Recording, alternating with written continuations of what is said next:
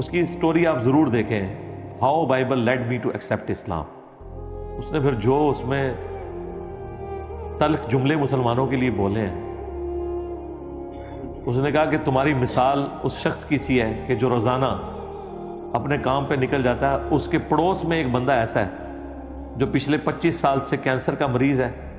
اور پڑیا اس کے علاج کی اس بندے کے جیب میں ہے، اس کے پاس اتنا ٹائم نہیں کہ ایک دن وہ جا کے اسے وہ دوائی دے دے، حتیٰ کہ وہ مر جاتا ہے. اس نے کہا یہ جو پڑیا تمہاری جیب میں، یہ قرآن ہے، اور تمہارے ارد گرد لوگ شرک کے کینسر میں مر رہے ہیں، ہمیشہ کے لیے جہنم میں جا رہے ہیں، اور مسلمان اپنے پڑوسی تک یہ قرآن نہیں پہنچا سکا. اب اسے کیا بتائیں کہ مسلمان خود نہیں قرآن پڑھتا، اس نے کہاں سے پہنچانا ہے؟ مومنو، تم بہترین امت ہو جسے لوگوں کی ہدایت کے لیے میدان میں لایا گیا ہے کہ تم نیک کام کرنے کو کہتے ہو اور برے کاموں سے منع کرتے ہو اور اللہ پر ایمان رکھتے ہو.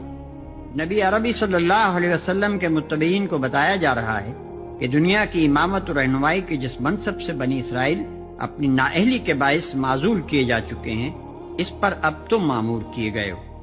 اس لیے کہ اخلاق و اعمال کے لحاظ سے اب تم دنیا میں سب سے بہتر انسانی گروہ بن گئے ہو، اور تم میں وہ صفات پیدا ہو گئی ہیں جو امامت عادلہ کے لیے ضروری ہے، یعنی نیکی کو قائم کرنے اور بدی کو مٹانے کا جذبہ و عمل، اور اللہ وحدہ لا شریک کو اعتقاداً و عملاً اپنا الہ اور رب تسلیم کرنا.